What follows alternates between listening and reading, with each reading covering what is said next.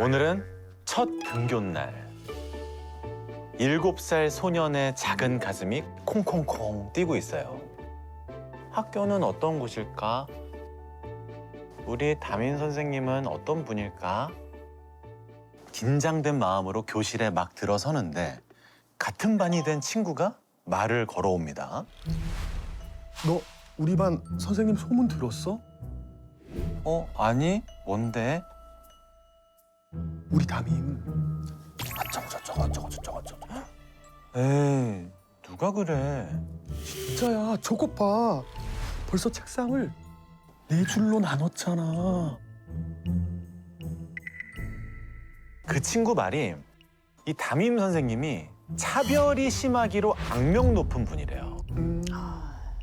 그 선생님네 반에는 특별한 규칙이 있는데 책상을 4줄로 배치하고 마음대로 아이들을 분류해서 자리를 지정해 준다는 거예요. 이런 식이죠. 너 길 건너 병원장 딸 맞지? 안 그래도 똘똘해 보이더라. 저기 제일 앞줄에 앉으렴. 너는 애가 옷도 안 빨아입고 학교에 왔니? 셋째 줄로 가. 책상을 4줄로 나눠 놓고 가장 첫 줄에 앉은 아이들은 똑똑이들. 둘째 줄과 셋째 줄은 평범이들. 넷째 줄 아이들은 멍청이들. 자, 근데 이 소년의 차례가 왔습니다. 그러자 선생님이 이름표를 한번 쓱 보고 이렇게 말합니다. 네가 걔구나. 모두 주목. 앞으로 우리는 이 친구를 아주 특별하게 대해줄 거예요. 얘네 엄만 지금 감옥에 계시고 아빠도 집을 나가셨대요. 알겠죠? 예, 넌 저기 끝줄, 맨 끝에 거기가 네 자리다. 알았지?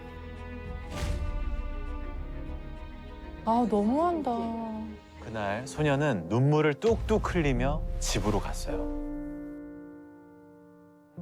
당장 눈물 안 그쳐? 아니 사내 자식의 그깟 일로 질질 짜기나 하고 계속 징징대면 너 치마 입혀서 학교 보낸다. 근데 또 이게 잠깐 엄포만 놓은 게 아니에요. 이모부는 다음 날 진짜로 소년에게 레이스 달린 원피스를 입혀서 학교에 보내요. 소년은 엄마랑 같이 살 날을 간절히 기다렸어요. 그러던 어느 날 드디어 엄마가 출소했죠.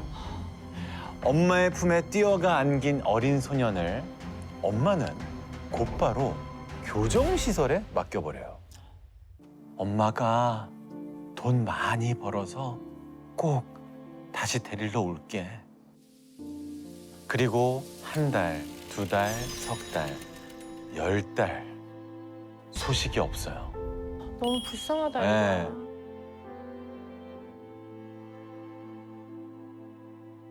여기에 온 지 10달째. 나는 아직도 눈물이 나서 너무 괴롭고 숨을 쉴 수가 없다. 엄마, 제발 날 데리러 와서 같이 살게 해줘요. 엄마의 인생을 방해하지 않을게요. 결국 이 소녀는 그곳을 탈출합니다. 몇 시간을 걷고 또 걸어서 겨우 엄마 집에 도착했어요. 엄마! 저 왔어요! 그런데 빼꼼히 문을 연 엄마 표정이 영 이상해요. 하나도 반갑지가 않아 보여. 아들이 왔는데. 그때 엄마 뒤로 낯선 남자의 목소리가 들려옵니다. 엄마에게 새 애인이 생겼던 거죠. 결국 아이는 몇 시간 만에 교정시설로 돌려보내졌습니다. 너무 심하다. 그리고 나흘 뒤 아이는 다시 그곳을 탈출하죠. 이번엔 엄마에게 연락조차 안 했어요. 스스로 인생을 개척하기로 결심했거든요. 어린 나이. 예. 성인이 된 찰스는 대부가 됐어요. 오, 대부? 100명에 가까운 떠돌이 아이들을 돌보는 대부가 된 거예요. 우와. 찰스는 이런 얘기를 종종 했대요. 여기선 누구에게도 인정받거나 칭찬받으려고 애쓸 필요 없어. 너는 너 자체로 소중하다는 사실만 기억하면 돼. 방황하던 청소년들에게 찰스는 가장 따뜻한 친구이고 아빠였어요. 그리고 때로는 신과 같은 존재이기도 했죠. 얼마 뒤 찰스의 사진과 이름이 신문 일면에 대문짝만하게 실립니다.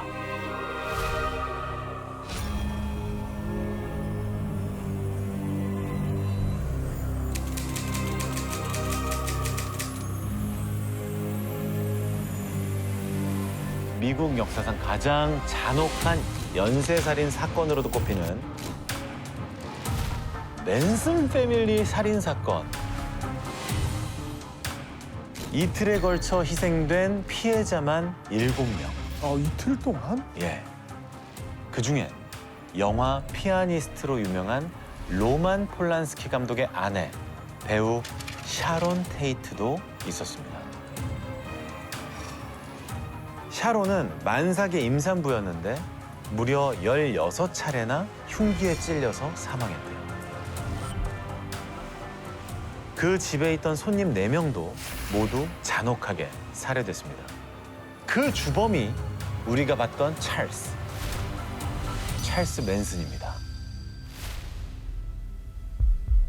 근데 재판이 시작되고 이 사건을 지켜보던 많은 이들이 크나큰 충격에 빠지고 마는데요.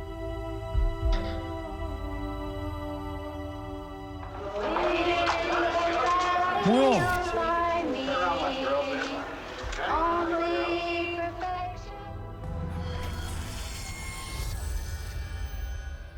자, 그날 살인 현장에는 세이디와 케이티 그리고 루루, 이제 갓 20살이 넘은 소녀 3명이랑 24세 남자 텍스 왓슨까지 모두 4명이 있었어요.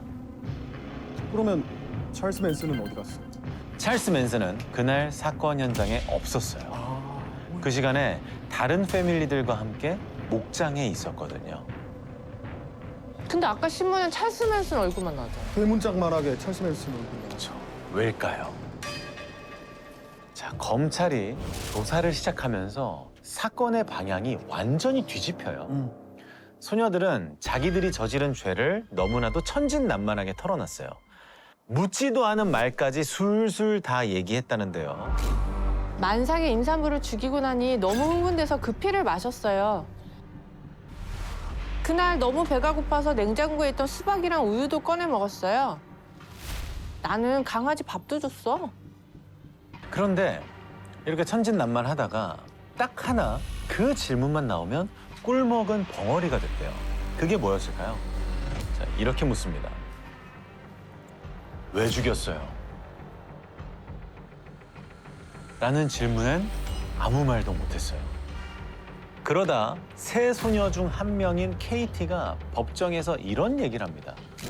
저는 그 집이 어딘지도 몰랐어요. 찰스 맨슨이 나를 위해 뭐든지 할 준비가 됐냐고 해서 그렇다고 대답하니까 차에 타라고 하더라고요. 그게 다라니까요. 찰스 맨슨이 테이트를 살해하라고 지시했나요? 아니요. 누굴 죽이라고 하진 않았어요.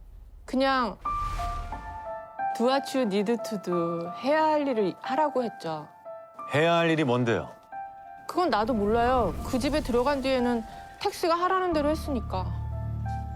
아까 그 일행 중에 그 남자. 24살의 유일한 남성. 네네.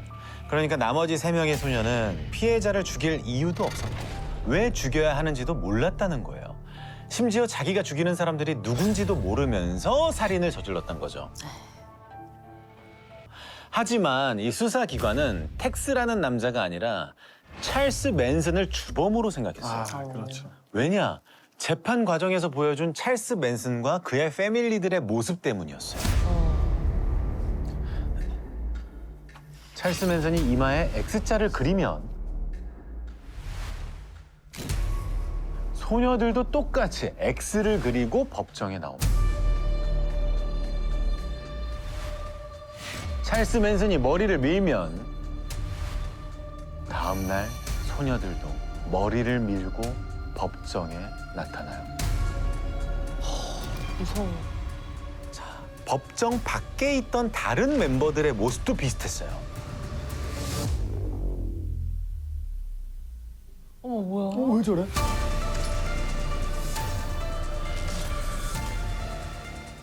자, 그들 패밀리의 모든 멤버들이 마치 찰스 맨슨의 꼭두각시처럼 움직이고 있었던 거죠. 참 어이구. 근데 찰스 맨슨한테 이렇게 살인을 저지를 뭐 이유가 있었나요? 자, 이게 진짜 황당한 포인트인데요. 원래는 찰스 맨슨이 자기네 패밀리로 영입하려던 재력가가 있었어요. 근데 이 사람이 싫대. 거부한 거예요. 그래서 찰스 맨슨이 겁이라도 주고 싶어서 찾아갔는데 같이 갔던 남자 멤버가 홧김에 이 사람을 살해해버리죠. 뭐야? 우발적으로 벌어진 살인 사건인데 그때부터 찰스 맨슨이 머리를 굴립니다. 어떻게 한다? 아, 그럼 되겠다.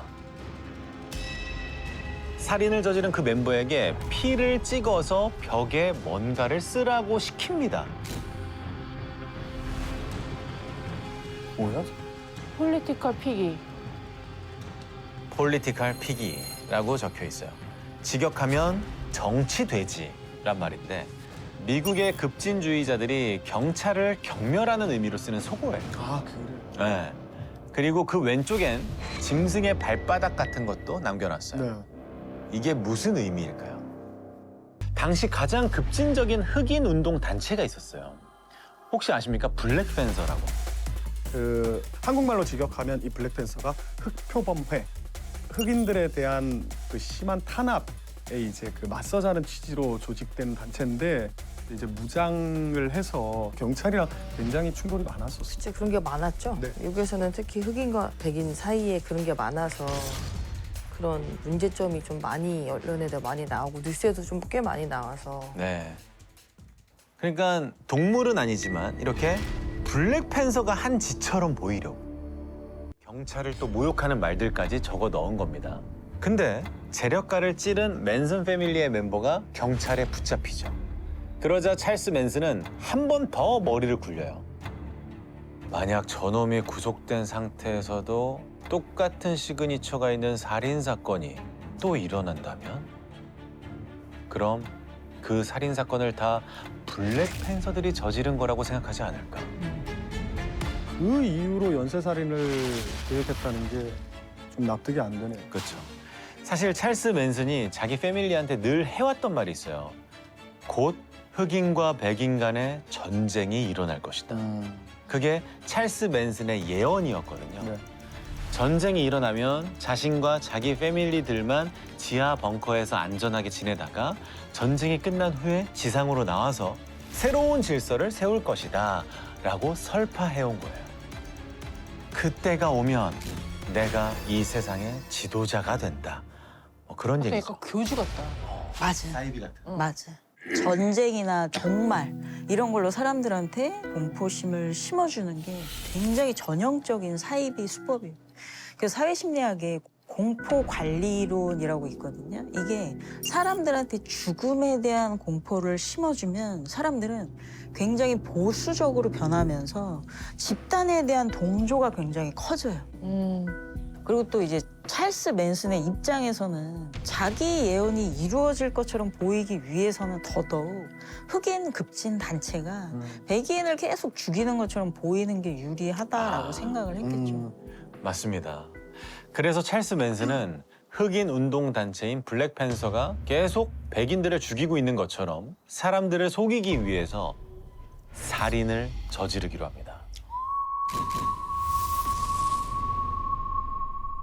첫 타깃은 음반 프로듀서였어요. 왜? 찰스 맨슨의 평생 꿈이 자기 음반을 내는 거였는데 이 사람이 짤없이 거절했거든요. 안 그래도 앙심을 품은 터에 너 잘 걸렸다 이러고 자기 패밀리를 그 집으로 보낸 거예요. 근데 사실 그때 그 음반 프로듀서는 이미 이사를 간 상태였고 그 집엔 로만 폴란스키 감독 부부가 살고 있었던 거죠. 찰스 맨슨도 가보고서야 그걸 알았대요. 하지만 이렇게 말하죠. Do what you need to do. 해야 할 일을 하라. 왜? 어차피 누가 죽든 상관이 없으니까. 그러니까 찰스 맨슨이 기본적으로 지배욕이 엄청 큰 사람인데 14살 때 교정실에서 동성 성폭행 피해도 입은 적이 있다고 해요. 처음에 찰스 맨슨이 교정시설에서 도망쳐 나온 지 2년 만에 또 다른 교정시설로 보내졌어요. 그 뒤로도 계속 소년원 같은 시설을 들락날락 거리다가 성인이 돼서는 교도소로 옮겨갔죠. 아유, 그 안에서 같이 수감돼 있던 포주들한테서 전수받은 게 있다는데요. 바로 젊은 여성들을 사로잡는 특별한 노하우. 널 사랑하면서도 두려워하게 만들어라.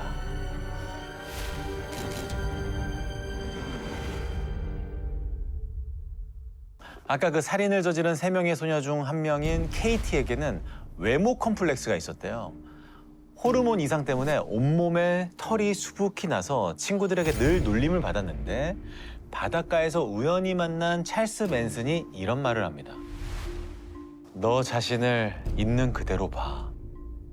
지금도 얼마나 아름다운데. 내가 너의 아름다움을 더 찾아줄게. 그리고 두 사람은 그날 육체적인 사랑을 나눠요. 그래서 이런 걸 그루밍 범죄라고 하는데 그러니까 처음에는 굉장히 좀 따뜻하게 관심도 보여주고 인정하고 칭찬하고 이러면서 이제 관계를 쌓으면서 점차 상대방이 나한테 의존하게 만들어. 점점 종속하게 만들어서 이게 결국은 성적인 착취로 이어지거든요.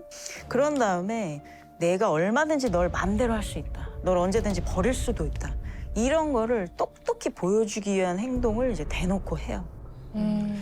자, 맨슨 패밀리는 세상에 규칙 따윈 없다고 외쳤지만 자기들끼리는 엄격한 규칙들을 정해놨어요. 첫 번째, 찰스 맨슨에 대한 절대 복종. 개인 소유를 허락하지 않는 완전한 공동체 생활. 완벽한 금욕. 근데 찰스 맨슨이 하는 건 제외입니다. 자, 그리고 네 번째, 자신들만의 원칙을 지키기 위해선 어떤 폭력도 정당화된다라는 규칙을 공유했던 거죠. 그래서 이 찰스 맨슨이 손 하나 까딱하지 않아도 패밀리끼리 알아서 서로를 때리고 감시하게 했어요. 그리고 패밀리가 늘어나면서 아지트를 산속으로 옮기거든요.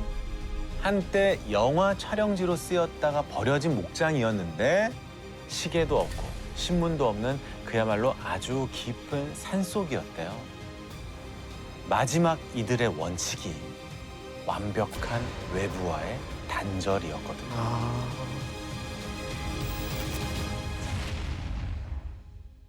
상대방한테 완벽한 지배를 행사할 때 꼭 등장하는 중요한 요소가 고립, 차단이에요.